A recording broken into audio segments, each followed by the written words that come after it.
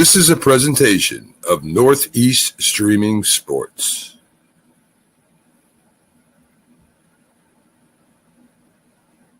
Introducing National Streaming Sports, live and on-demand sports talk programming that you can access 24/7. For the premier sports talk experience, tap into our Roku channel. Start your mornings with Mac and Jack covering all the weekend sports action. Then pour a cup and enjoy all the sports you can drink on the Coffee and Sports podcast. At midday, talk sports from east to west on the Coast to Coast podcast. Followed at night by some hot girl talk with Prim and Proper Sports featuring Sonia Pearson. Talk boxing on the Gloved Fist. Yankee fans tune in for Start Spreading the News. And there's more on the College Sports Huddle and Sports Scope with Robert Butler. There are 20 podcasts in all and 70 weekly shows giving us a 3.4-star viewer rating. To find us on Roku TV, search for National Streaming Sports on the Roku search bar. Click on the logo and you're in.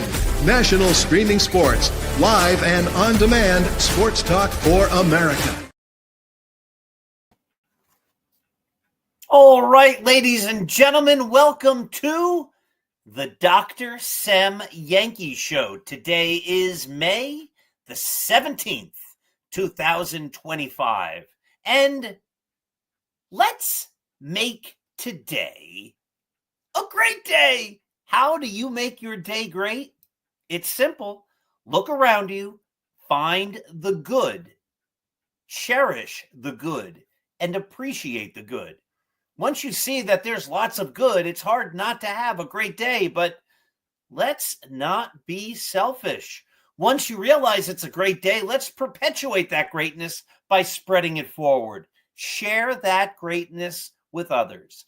And if by some chance you can't find anything good, well, then create some good on your own. Do something nice for someone else. Then there will be good that you will see, and you will already be perpetuating greatness. Remember that when we give love and when we give kindness, it comes back to us in greater amounts than we ever gave. So here we are. This is Saturday morning. As you know, I pre-record this show most often on Fridays, and it's just after 7 p.m., and the Yankees are on. I have them on my phone right here next to me. It's the big Subway Series, and Juan Soto is just coming up. So I can't quite see what kind of reaction he's getting, but I figured, because I have the sound off, I figured what I would do is just share my thoughts on the Yankees and the Mets as the game goes on. First thought, the Yankees seem to be wearing their military hats. It looks like a camo Yankee hat. I am all for supporting the military. I am all for Major League Baseball supporting the military. I like when the Yankees honor veterans as part of the seventh inning stretch. I think that's wonderful. We owe so much to the military. So much of what we have because we're free, because our military did that for us. My father is a veteran. My father-in-law is a veteran. I have gazillions of veterans throughout my family. I greatly support and appreciate the military. That being said, I don't love the camo hats. I wish the Yankees would just wear their regular hat. I don't like when they do all this kind of stuff and they wear different color hats for this event and that event. I get it. It's good. I'd rather them come up with a different way to support the military than by wearing the camo hats. I just think they're ugly, and it doesn't match with the uniform. All right, so the first batter for, looks like Juan Soto just walked. The first batter for the Mets was Francisco Lindor. And what a top three the Mets have in their lineup. Lindor, Soto, and Pete Alonso. Alonso, who spent the winter, much of the winter, looking like he might not even re-sign with the Mets, finally re-signed with them, probably for a shorter contract and for much less money than he thought he would get. But he's back, and he's having a pretty good start. I think he's hitting about .311. In regard to Soto, because I'm not going to give the play-by-play, as I say, I'm just going to see what's happening in the game and share my thoughts on all of that. In regard to Soto, so many Yankee fans want to hate Juan Soto. And there's a bunch of reasons why they want to hate Juan Soto. And I think they're all illegitimate. I don't think any of those reasons are good reasons. And so I'll share my thoughts on what most of the reasons are. He should have signed with the Yankees for less, they say. Well, I don't think most people would do that. Oh, I'm going to sign a lesser contract, or I'm going to work for less money for that company. The Mets offered him fewer years and more money, or maybe roughly the same money, but still fewer years. Would any of you, knowing that you could retire at age whatever, 40 or 55 or 62 or whatever it was, say, you know, in order to get the same money that you would give me to retire at that age, I will work to get the same amount of money, but I'll work one extra year at the end. I don't think anybody would do that. Some Yankee fans say that Juan Soto should have been loyal to the Yankees. How can you not be loyal to the Yankees? Well, the Nationals weren't loyal to Juan Soto. They traded him. The Padres weren't loyal to Juan Soto. They traded him. So why should Juan Soto, after two teams already traded him, all of a sudden have to be loyal to a team just because it's the Yankees?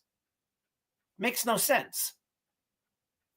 Also, the Yankees celebrate Garrett Cole. The Yankees celebrate, or they celebrated, Reggie Jackson and Dave Winfield and Jason Giambi and CC Sabathia and Hideki Matsui and Masahiro Tanaka and Max Fried. All of those guys, Cody Bellinger and a gazillion more, all left their teams as free agents to sign with the Yankees. So let's go through this again. If you're a Yankee, you have to stay loyal to the Yankees. But if you're on another team and you come to the Yankees by being disloyal, then we can celebrate you who come to the Yankees. But if you leave the Yankees, you're a traitor. Makes no sense. If you're going to accept that players are going to leave their teams to come to the Yankees, then you have to expect at times some Yankees might leave to go to other teams. Turnabout, as they say, is fair play. Looks like Rodon's gone full count here on Pete Alonso, who lines out to third base on a diving catch, it looks like, by, I guess it's Oswald Peraza at third base today. So, hey, diving catch, you gotta love that. The Yankees are going all out here so far. I thought when he first hit it, it might be an RBI single because Juan Soto walked and went to second base. Finally,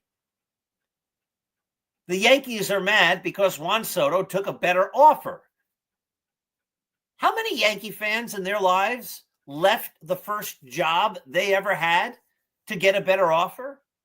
Whether it was a high school job to get a better offer and go to college, whether it was their first job out of college to get a better job. I will bet most of the fans who boo Juan Soto and who call Juan Soto a traitor because he dared leave the Yankees in their own lives have dared left where they were working to get a better offer. So in other words, if it's me and I leave to get a better offer, that's fine. That's good. But if it's Juan Soto, that's not good. And then the last argument is he's getting paid $700 million. Nobody is worth that. Well, obviously he is. Obviously the Yankees, very smart people who run a very big business worth over $8 billion. These are smart business people. I may not agree with all their decisions. I may want them to spend more on more great players, but looks like Juan Soto might have scored. I don't know, or is that the third out of the inning? I'm not quite sure, but I see him in the dugout. Maybe the inning is over. Who knows? They're not showing anything. Crazy. Trying to get an idea of what's happening in the game. And I lost my train of thought. How terrible is that? We were talking about leaving your jobs and getting better offers. Most people have done that. And if you've done that, well, then you can't say that Juan Soto can't do that. He's doing the exact same thing you did. And he is worth $700 million. This is where we left off, because the Yankees, who are smart business people, calculated how much Juan Soto would be worth to the franchise this year and then going forward, and said, oh, yeah, we're going to make that $700 million back. And the Mets signed him for that much money, more than that, but signed him for that much money because they said we're going to make that money back. These are smart business people who work with smart business people who make smart business decisions. So if they say he's worth it, guess what? He's worth it. What happens with baseball fans, what happens with fans of almost every sport in almost every way, is we do not understand, because we don't live in their world, what those numbers are. They are gigantic numbers. Yes, they are. But they're in a world that we don't even understand. We're looking at hundreds and thousands and 10,000s and maybe 100,000s in our world. They're looking at millions and 100 millions and billions as part of their world. They're in a whole different financial stratosphere, one that we can't understand.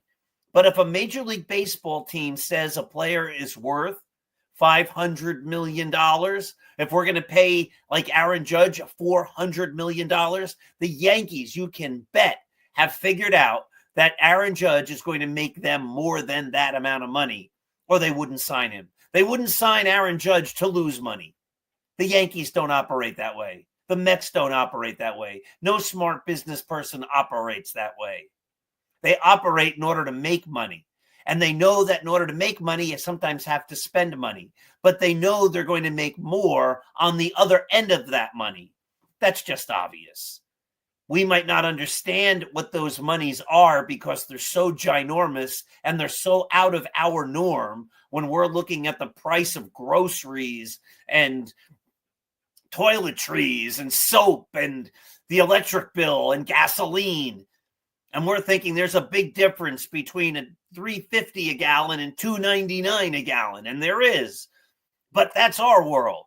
We're looking at 50 cents a gallon, 25 cents a gallon. I'm not going to go there because I can get gas for 10 cents a gallon less down the block. That's how we live our lives. The Yankees and the Mets and the Red Sox and the Dodgers and the Cubs and so many other teams aren't looking at money in that way. They're looking at money and saying, we can pay Aaron Judge $40 million and we're still going to make more money. Remember, the Yankees are still making money off Reggie Jackson. They're still making money off Babe Ruth. They're still making money off Joe DiMaggio and Mickey Mantle and Derek Jeter and Mariano Rivera and Don Mattingly and Joe DiMaggio and Yogi Berra. They're making money off all of those guys when they sell merchandise with their pictures and yearbooks with their photos and scorecards with their photos and figurines and T-shirts and all the championships they helped them win. All of those things the Yankees are still making money on because those guys played for the team. And that will happen with Aaron Judge in perpetuity. As long as people care about baseball, they will care about Aaron Judge. And they will buy Aaron Judge stuff. And so the Yankees know they're going to make money. All right, so looks like their leadoff guy got on for the Yankees. And now Aaron Judge is up.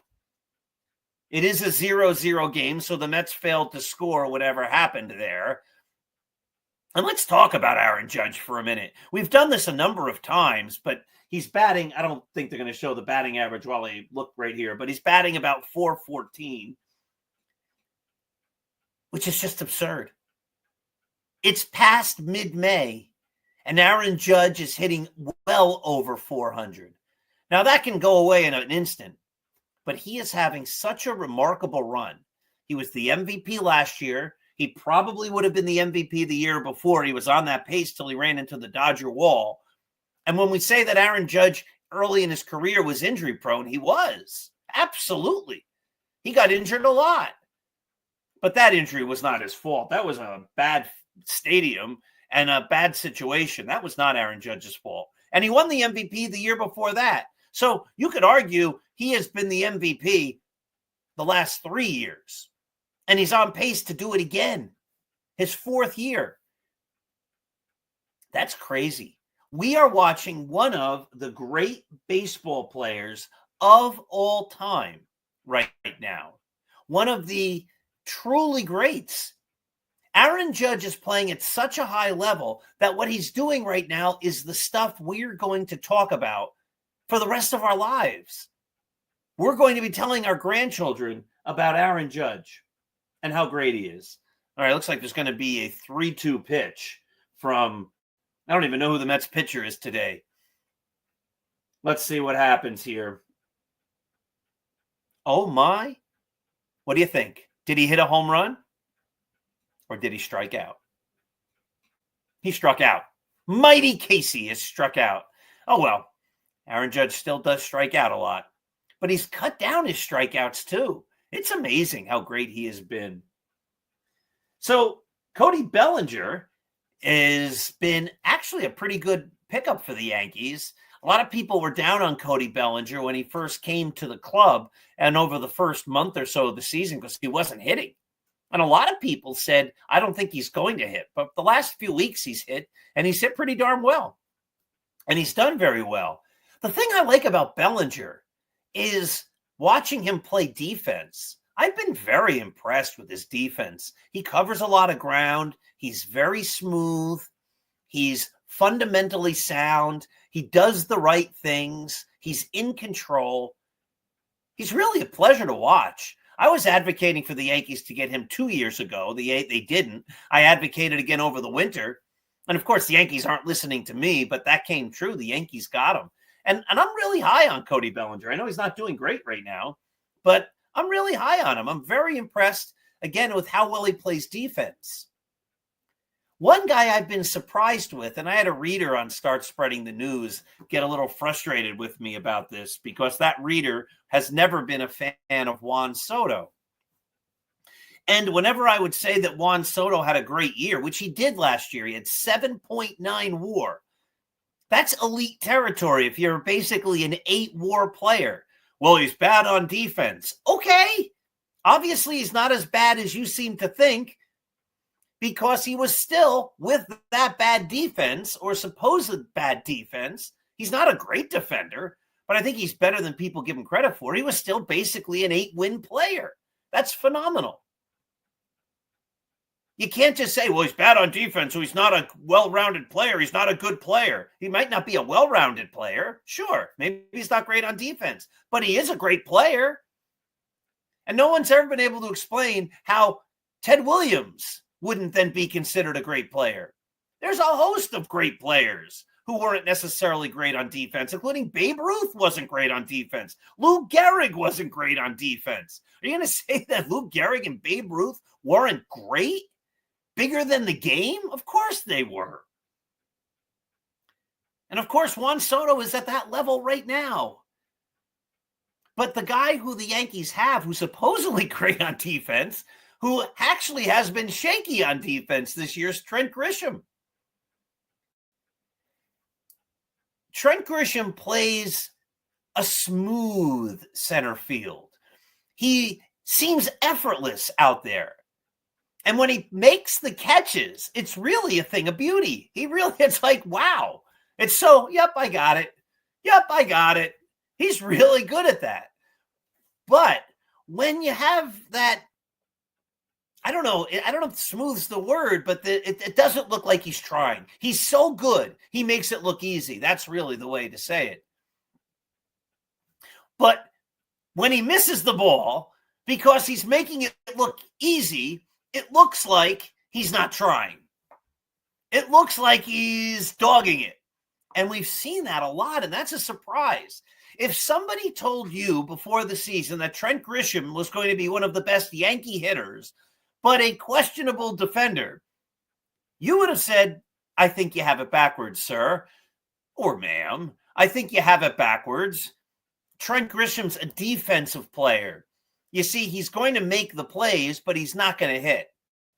And if that person insisted, no, you are so wrong, he's going to hit, but his defense at times is going to be a little questionable. He's going to take some bad routes. He's going to miss some playable balls that are going to cost the Yankees runs. You'd be like, not Trent Grisham. Trent Grisham is so good, he makes it look effortless. Yes, he does. Except when he doesn't make the play, and then it looks like he's really messing up. And we've seen that a lot. Jason Dominguez has really impressed too, don't you think? Over the years, the Yankees have had hosts of prospects, big-time hyped guys. And some guys, when they make it to the major leagues, you think, oh, I don't know. This guy doesn't really look like he's very good. Right? We're not professional scouts, but you watch a guy and you go, yeah, he's not going to last. Jason Dominguez looks like a skilled baseball player. When he comes up, I say to myself, oh, yeah, he's good. He doesn't carry himself like a rookie. He has an aura about him that makes him seem like and look like a veteran of many years. He just brings that confidence to the plate. Another guy who's done that this year is Ben Rice. When he comes up, you say, hey, you know what? This guy looks pretty good. He looks like he's been here for years.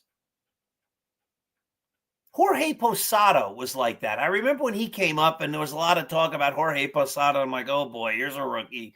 Let's see. Is he overhyped? And he would just get in the batter's box and he'd say, like, he knows what he's doing. He seems like he's been here already. Derek Jeter was another. That didn't seem to be a situation where they seemed overmatched. Anthony Volpe, not so much. There seems to be many times, the way I watch Anthony Volpe, when he does look overmatched. When it's like, yeah, I'm not sure if this guy's ever going to hit. I'd love him to prove me wrong, but he doesn't necessarily have that same swagger. Now, here's a hot take for everyone. I hated it when the Red Sox in 2004 had all those scruffy, ugly beards and they just looked like a mess. And I've always been glad the Yankees had the no beard policy, but they relaxed that this year and they said you could have a beard that's neat. Now, again, I don't know what neat means. I could have a big, long, wide beard or something that loops around, a big furry beard. And if it's trimmed, is that neat? I don't know. Is that acceptable for the Yankees? Or does it have to be close to the face? Is that's what neat is? I mean, that's going to be, once you start saying nebulous words, the definition becomes nebulous, and then it becomes a question of what that is. But so I am a little concerned that some Yankees going to have some wild, crazy hair, and you're going to say, but it's neat, so it counts. He's going to say that, or his agent's going to say that. And the Yankees going to say, it's not the look we want, but they're going to say it's neat, and there'll be a little tension there. But that being said, again, I was all for the no beard policy. The Yankees got rid of it. And you know what? They look good. They do. They look good. It doesn't change a thing that New York Yankees are wearing beards. It's okay. And at least for now, they look good. The players who have grown beards look good in beards. It's fine. They don't look any less professional. They don't look anything less Yankee. So, hey, the other funny thing, and I did predict this when it happened, and I still don't like it, but those patches on the sleeve, whatever it is, Star Insurance, you know, after a while, something like that, when the Yankees first introduced that, it was very ugly and very upsetting. This year, they made the little patch a little smaller. It's still ugly. I still hate it. I still hate advertising. I hate the Nike symbol on the uniform. I just let the uniform be the uniform. But everything's about money. All they want to do is make as much as they can so they can pay those huge salaries that we don't understand. But the patch has become sort of just something that's on the uniform. You don't even notice it anymore. And that was bound to happen. I said it would happen. It did happen. I still don't like it. I don't mind the beards. I might even say I kind of like the beards. They look good. They don't look any less professional. I don't really notice the Star Insurance patch anymore. It doesn't grate under my skin, but I still don't like it. And I'd love for the Yankees to get rid of it, but I think they're paying the Yankees $25 million a year to have that. Would I rather have the Star patch and a super player that gets $25 million a year, or no patch and no $25 million player? I'd rather have the $25 million player on the patch. I'll go one step further. If the Yankees could put two patches on the sleeve and get a $50 million player, I'm all for it. And if they could put patches on both sleeves and get a couple of players for $100 million, I'm all for it. I could care less about the patches if that money is invested in the team to give the Yankees the very best players they could get so that they can win lots and lots and lots of World Series. That's why I'm a fan. That's what I want to see. All right, my friends. Well, this was fun. It's always fun. The score, I think, is still 0-0. It's probably the top of the second inning. And, well, let's hope the Yankees win. I hope Juan Soto does well. I'm still always going to be rooting for him. I still like him, even though so many people are angry with him. But I still want the Mets to lose. I want the Yankees to win. I wouldn't mind if Francisco Lindor did well. I wanted him to be a Yankee. But I still want the Yankees to win. So let's go Yankees. Let's hope they win every game. I don't know. Let's say 15-4. Let's let Soto hit 2 home runs and Lindor hit 2 home runs every game. And they can even have a couple of guys on base when they hit the home runs or whatever. So they'll do well. It'll look like, well, they did. That's great. But the Yankees score 15 runs and they do a lot better and the games aren't close. I don't like close games. Close games give me agita. Big wins make it easy to root and easy. Well, I always root, but easier to watch. All right, my friends, have yourselves a wonderful day. I'll be back Monday night on the Start Spreading the News show, and then always every Saturday morning, 7 a.m. with the Dr. Sem Yankees Show. I believe next week I'll have a special guest with me, someone who knows a lot about my wonderful book, The Least Among Them. Make sure that you visit Artemisia Publishing, apbooks.net. They have phenomenal books, including numerous books that I wrote. Have yourselves a wonderful day. Let's go Yankees. I'll see you here Monday night at 9. Take care. Introducing National Streaming Sports, live and on-demand sports talk programming that you can access 24/7. For the premier sports talk experience, tap into our Roku channel. Start your mornings with Mac and Jack covering all the weekend sports action. Then pour a cup and enjoy all the sports you can drink on the Coffee and Sports podcast. At midday, talk sports from east to west on the Coast to Coast podcast. Followed at night by some hot girl talk with Prim and Proper Sports featuring Sonia Pearson. Talk boxing on the Gloved Fist. Yankee fans tune in for Start Spreading the News. And there's more on the College Sports Huddle and Sports Scope with Robert Butler. There are 20 podcasts in all and 70 weekly shows giving us a 3.4-star viewer rating.